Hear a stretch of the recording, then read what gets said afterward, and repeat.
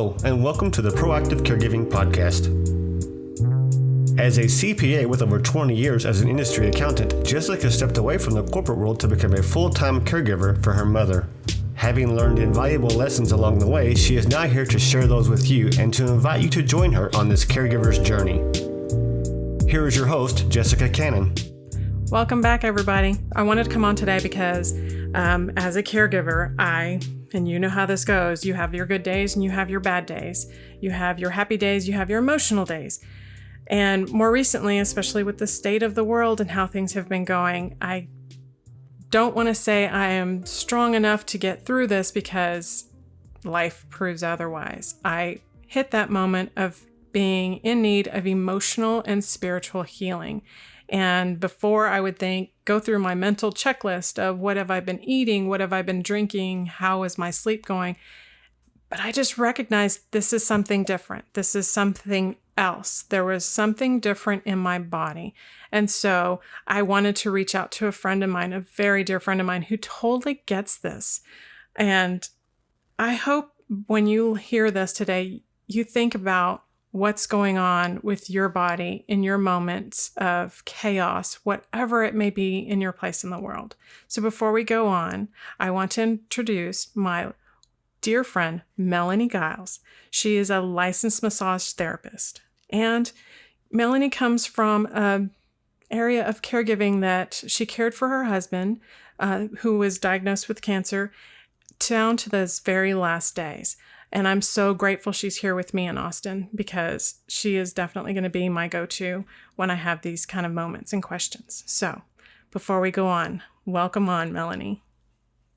Thank you for having me, Jessica. It's a pleasure. I'm so glad you were able to make it because, like I said, I reached a point in my caregiving journey that the stress, and it's funny because I know from seeing others go through it, I know to recognize it. And I know the phrases, the cortisol hormones that make us, overly stressed. And it's that flight or fight moment. But then it became this change, this shift in my body that I felt like I was stuck in time. Like there wasn't anything I could do to, like even my yoga wasn't as effective in the mornings. My body ached everywhere and I didn't know where this was coming from. And it seemed like I could tell myself, I'm not stressing as much. What's happening? Have you, in your caregiving days, have you experienced moments like that? 100%. I mean, talk about burnout, but it's not just like the burnout of being physically involved, taking care of someone, running their schedule, running their medication schedule, accommodating, a diet to the pertaining illness that you are attending to, but also that you're a human being and you have your own personal needs as well. And you know what? Most of the time, we kind of not put that on the priority list, and we end up having truly like a physical, a mental, and a spiritual burnout. And it comes to a point where we need to stop and we need to actually take care of ourselves, because otherwise, how are we going to take care of our loved ones, right? Exactly. If we're in physical pain, then our mind is not there. And when your mind's not there, it's that slippery slope. The emotional stresses just slip right down. And those days of getting up and doing what you need to do for your loved one gets harder and harder and harder. So 100%. Yeah. And so when I reached this point and I knew something wasn't right with my body, I started at, like I normally do, go online and start researching stuff. But then I realized, you know what? I think it's that time to just take the mental break, the physical break. And it didn't seem to help me by not continuing with my normal daily routine. It was like I needed more. So when I reached out to you, I wanted to be able to clear whatever was going through me or what was stuck. Actually, it was quite the opposite. Whatever was stuck and not going through me. So you are absolutely amazing in your body work and your touch healing. I like to call it healing hands because that's what you did. That's something I wanted to see if you can kind of step me through this healing process and how this stress gets into our body and how do we release it from our body? What kind of techniques are good for that? Well, I guess I would have to kind of like tell my stories along with like technique and the science behind it, so it makes like a little bit more sense. Definitely. But the reason that I'm called in for this work is because I lived through this, and I cared for an ailing husband, and then I lost him, and through grief, and that's another, hit that the body takes. And through going through my journey, it's how I discovered that the body needs to be included as part of your healing and recovery journey. Like there are so many things out there that we can do, for self-help and self-development and wellness and and health. And most of the time, people choose to do more of a talk therapy approach, which is great. And I feel like it's very well needed. But in my experience, when things started to fall into place and align is when I incorporated a practice of talk therapy and body work. Right. Because I needed to work through the mind, the intellectual, processing of what just happened, what am I going through, why do I feel like this, is this normal, all those things, the very intellectual mindset of the process. But once I integrated body work and I was able to also kind of like get out of the head and into the body, it's when everything started to make a connection. And that's when my healing then started to truly increase and move forward. So that's exactly why I felt the calling to then redesign my life and refocus and help other people that are suffering, and especially caregivers, because I know firsthand how intense of a work, we're doing. It's a love of work. It's a work of love. It's what I'm saying. Right.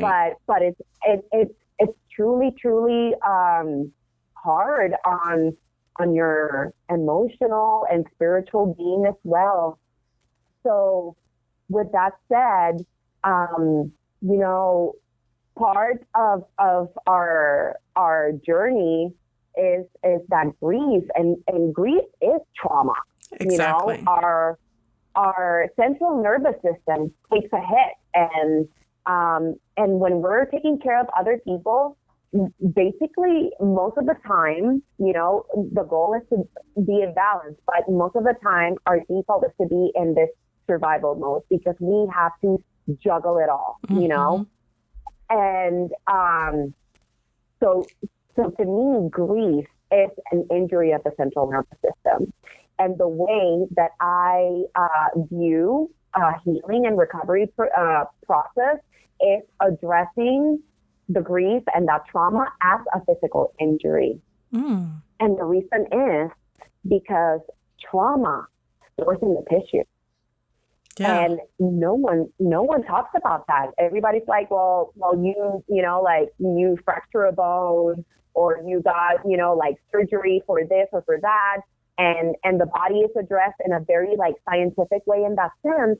But when it comes to emotions, we usually don't pay attention to the body. And yes, trauma stores in the body. That's so true. And what is believed is that whenever we store trauma in our tissue, then what happens is that the brain disconnects from that part of the body to block the experience and to prevent the recall of the traumatic, situation. So how do we usually heal how could we heal if we're totally disconnected, right? Exactly. So my calling is to have people on my massage table and create a moment of awareness, a moment of stillness, and get back in touch with your body. And let's work that trauma that you probably haven't addressed, and let's just get it out, and let's do it kindly, and let's do it lovingly. That's beautiful. And that's pretty much what it was, is that I didn't realize it until I was on the table and thinking through this, is that, when you go through your day-to-days and you're in that autopilot mode, and for me, coming from that world of dementia caregiving, it is a grieving process, a day-to-day grieving process. One day I can accept and understand and be at ease and at peace with all of it. And the very next day, or even later in the same day, be just so upset and emotional and distraught over an incident, or even trying to think about how much time is left, all those kind of things. And then before you realize, what I didn't realize, is that I was grieving in a different way, because then you add on the rest of what's going on in the world around you, other instances, and it's just constant bombardment of that grieving process. And the slower you get, the more tired you get, and that's exactly that point that I realized something's not right with my body. I didn't feel connected anymore. I felt so out of it. It was like my normal routines are not working anymore. What's wrong? I'm broken. And I wasn't broken per se. My body was telling me, and I wasn't listening until it was just, my back hurt so bad. My neck and shoulders were tense.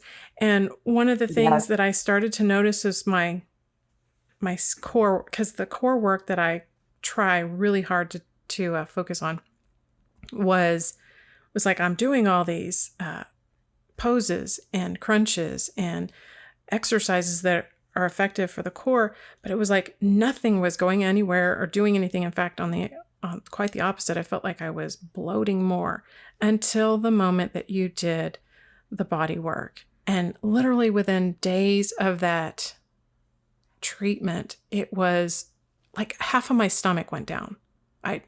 Wow. And that's when I realized, wow, I was really holding on to all of that emotional whirlwind, I guess, of all kinds of stuff that just stayed stuck in my core. And the work that you did just helped me break it up and release it in a positive way, a better way. Yes, that makes me so happy. Thank you for sharing that. And, I love that you just brought up like how the global events, like you're tacking on your grief, to the environment, basically. And yes, I have to agree with you 100%. And I will speak on my end as a widow. The collective grief that we are experiencing is very, very real. And I myself as well, have gone through what I call is a grief flare-up during this time. And it's just like all the emotions get super, amplified. Everything feels bigger. Everything feels like heavier, and unfortunately, with everything that's going on, people lost touch, and not just touch with each other, but us massage therapists, we weren't able to touch people either. So that even adds on to the spiral of this grief that everybody's going through, So the moment that we were able to finally work on people again, to me, it's like finally I am able to help the people, that need it the most, and to know that emotional trauma, and that grief that we're all holding, it's stored in the body. It causes stagnation in the tissues and in the fascia. and it results in pain, but not just physical pain. It's that emotional pain and that brain fog and that, that heaviness, So yes, absolutely. You say that you were carrying so much emotional, let's just call it baggage for lack of a better word right now, that you felt like you were carrying so much emotion in your abdomen. And when you said that to me, it didn't surprise me at all because, like I said, the fascia, it holds, that emotional trauma. And the thing is that, like, when we talked a little bit after your treatment, is that for some reason, when we are doing body work, even like when I talk to other clients and I always ask, are you okay if I do some abdominal work? Most of the people are not open to receive work in the abdomen, which makes total sense because it is a very vulnerable area. But then what happens, what you and I talked about, it's an area that gets a little bit left behind, a little bit forgotten, a little bit neglected. And to me, it's an instrumental area to create absolute mindfulness. Because as you said, like, I've been working on my core. I've been doing all this work in my core. Let's take that a little bit further when we say our core values, our core, behaviors, our core, ways of thinking, our core, everything. Everything comes from there. That's where everything originates, right? Exactly. That's where we create. That's where we carry life as women. That's where we create life as women. That's so true. Then, so we are not being in touch with that area whatsoever. And yes, we do store a bunch of things in there. So when I asked you before the treatment, are you okay with me doing abdominal work? And you said yes. That already puts me in a even like more place of like, oh, I can't wait to work on this person because this person is ready and this person is open. Yes. So thank you for allowing me. Definitely. Because it was funny after the fact when I had said, you asked me what was the best part of it. And to me, it was that very fact, the core work, because I've gone to several different types of massages. And like you said, the abdominal area is always avoided. And at this point in time, it was like, I felt like I wanted to. It's like, something is not right. I'm willing and open for anything. But when you had first said, set your intentions, and throughout the process, I was setting my intentions and holding it throughout.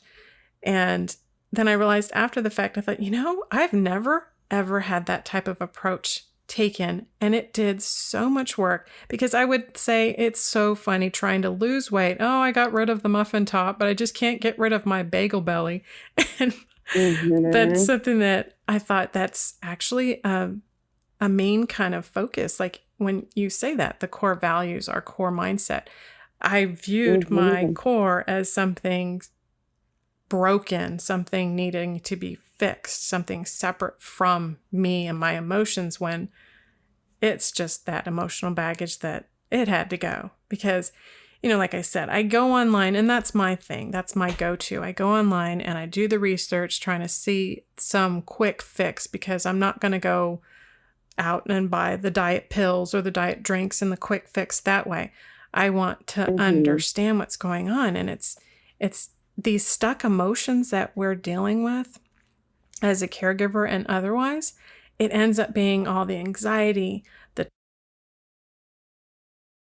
disgusted feelings, the grief-stricken, the criticism, feeling unsupported or unsafe or overwhelmed and worthless, helpless, conflicted. All of that stuff it really stays in our guts.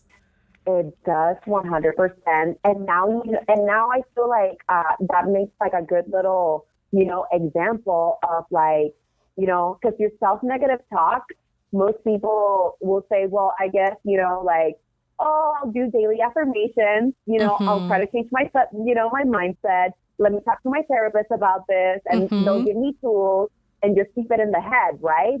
Why can't we just connect to both? Areas of like the mind. Let's do your positive affirmations. Like we said at the beginning of our service, let's set an intention, let's put that in our mind, but let's connect it to the body. Let's put 1 and 2 together. And I just truly, truly believe that's when the magic truly happens. Definitely. That's when you are able to fully release, when you bring both together. I have to totally agree with that, because stepping away from that moment, I felt like the flow of energy was back. There was this break of blockage and everything was flowing again. I felt at peace. I was calm. I felt just recentered, like I was going too far right or too far left. And I kept thinking, almost like I was getting upset with myself for allowing my body to get that way. But in our day-to-days, we don't realize that. We go on that autopilot and we just get to this point of functioning. And I knew something was definitely wrong, because normally I would go through the day, and in the evening with dinner, I'd have the glass of red wine, just enough so that I can, and I'm so anal about it, portion control it. I would get, no more than 6 ounces. And I got to the point where I couldn't even drink the wine. And I thought, okay, now I know something needs to be addressed. And that whole mindset of garbage in, garbage out, to me, it was like the body was something that I had to treat as my temple, as my tool. And if I wasn't taking care of my tool, then I can't take care of my loved ones. 100%.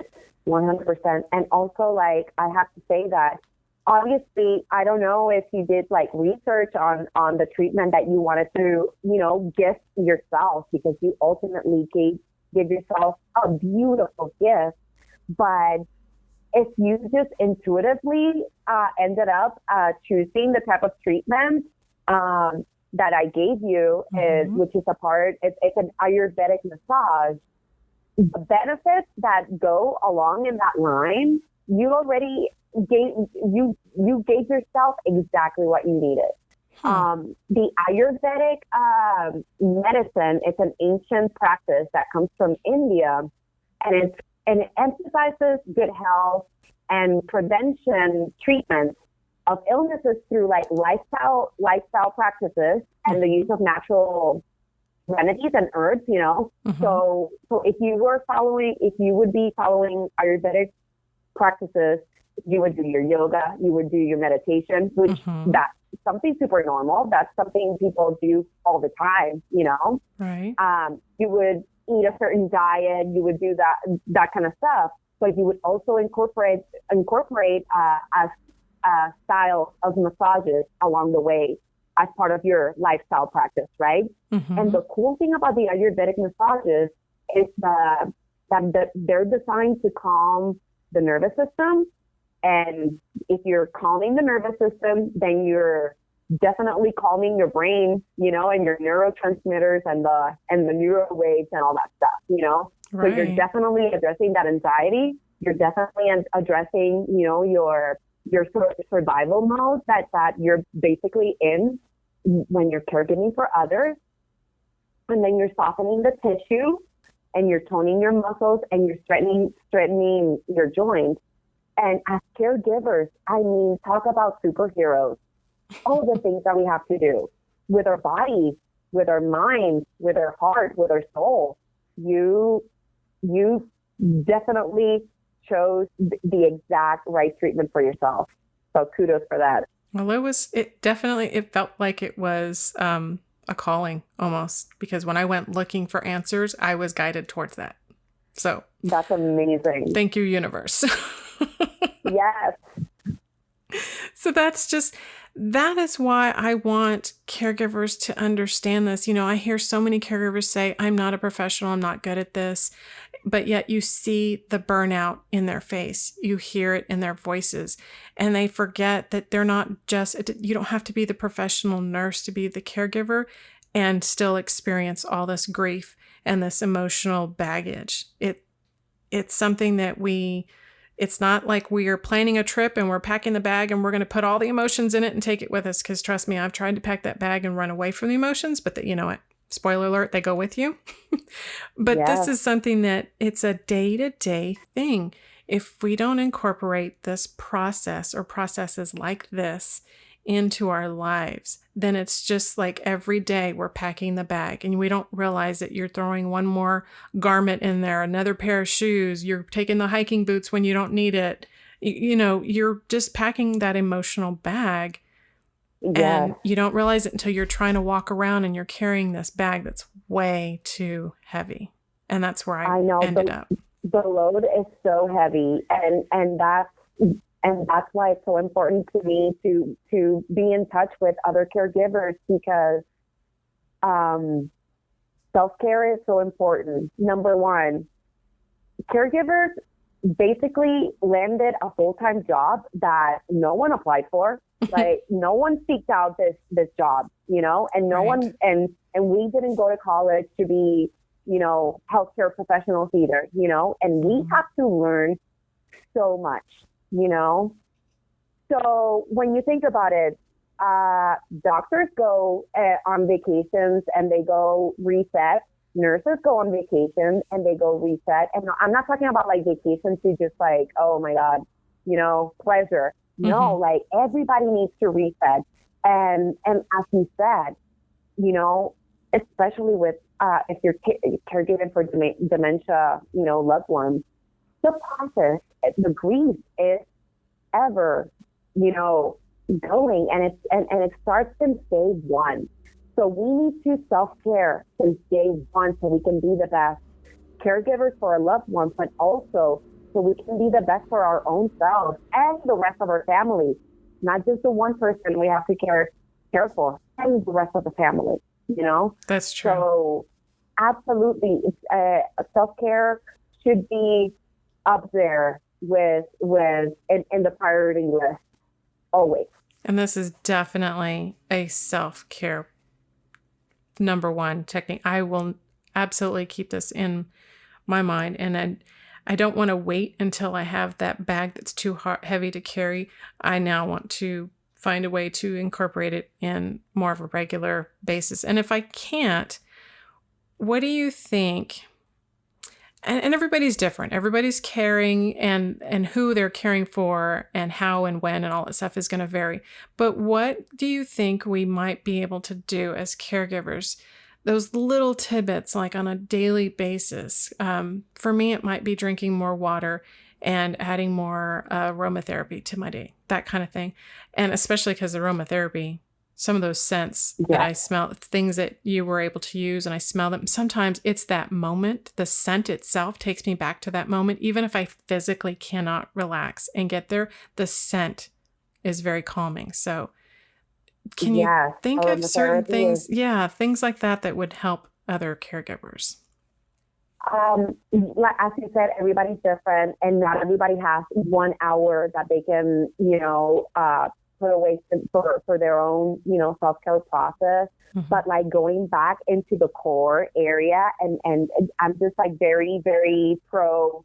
Let's get our abdomen and our core in good standing, and not just like doing crunches or whatever. But to me, if you can't just go get a massage, if you can do breath work for 15 minutes, everybody has 15 minutes. If you can just be in silence and do breath work for 15 minutes, put your favorite aromatherapy, put a calming meditation music, and just sit still and breathe. Because this is the other thing when it comes to grief.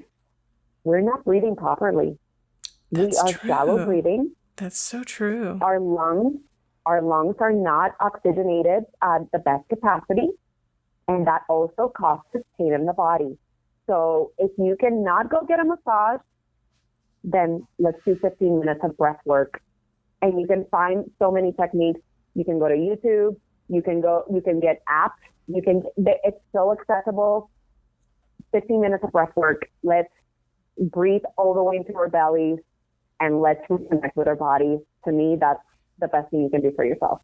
That's amazing that you said that. Just talk about timing, because I realized in those moments of day-to-day, like having those grief moments, I definitely breathe more shallow.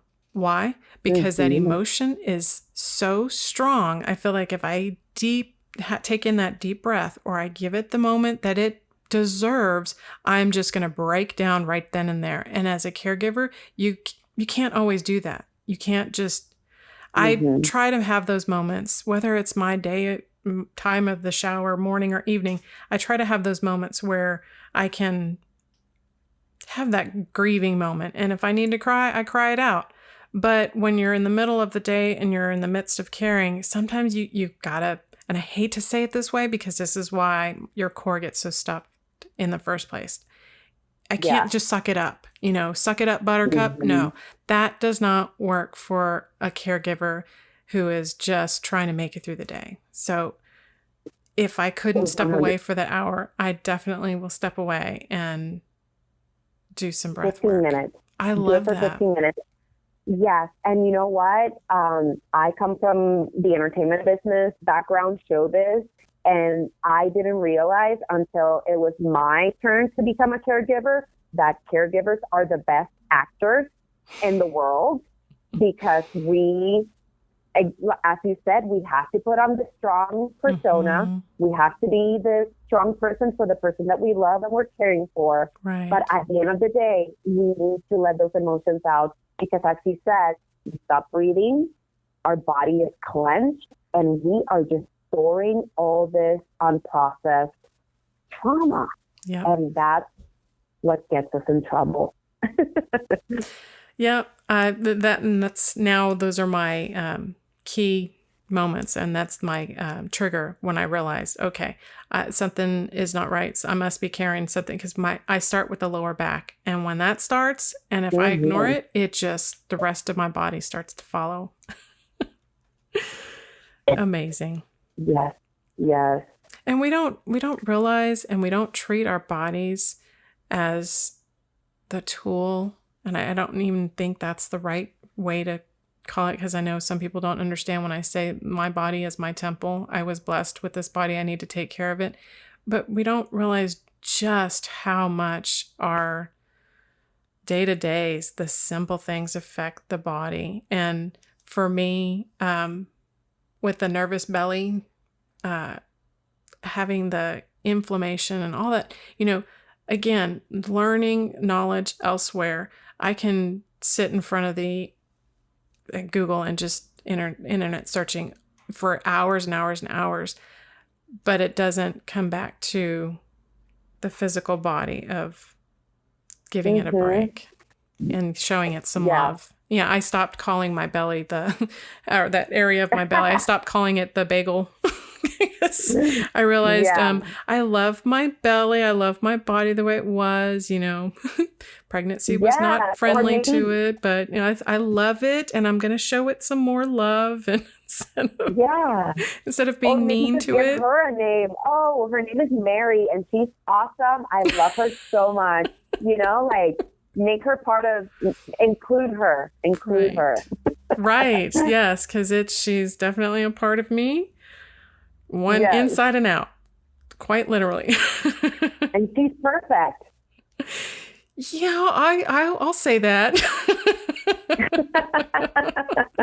I'll say that, and I'll believe it eventually. But it's like everything else. It's a process. And now I understand this process includes the tissues of my body, not just, the bones and muscle and, And when so many people ask, what do you do for your workout? I try and change it up every step of the way, just so I don't get that muscle memory. But now I'm already thinking, when I get back to my yoga tomorrow morning, I'm going to make sure I have that 15 minutes of breath in with it throughout it. Definitely. This is so beneficial and helpful, because the trauma, the emotional stress and the trauma in our bodies it's lived, whether it was prior to becoming a caregiver, or it's because you're dropped in that traumatic scenario. It is real. It is something that needs to be dealt with in delicate ways, but it needs to be dealt with and not just pushed out of our minds. Yes. And we don't have to suffer alone. Support community is always key especially for caregivers, because it can feel so isolating sometimes. So please, please, please do not suffer alone. Right. And that is something that, speaking it up, talk therapy is one thing, but the physical therapy, the body therapy is yet another. And together, you've got nothing but love. It is what I wanted everybody to know and understand. So I appreciate you coming on and taking the time to explain this and remind our caregivers that our body, when you say self-care, that's yourself taking care of yourself. And if you're waiting, like I was at some point in time, if you're waiting for someone to give you permission, let me just say right now, I give you permission. Take care of your body. It's the only one we've got. Do you agree? I agree 100%. Thank you so much for allowing me to talk to other people, and hopefully one person can relate. If only one person relates, good. But if we can do more, what a gift. Yeah, I have a feeling a lot more are going to relate to you, Melanie. Thank you so much for coming on and sharing your wisdom with us. Thanks for having me. Great. Until next time, ladies and gentlemen, we will go on to yet another caregiver journey. Take care, everyone.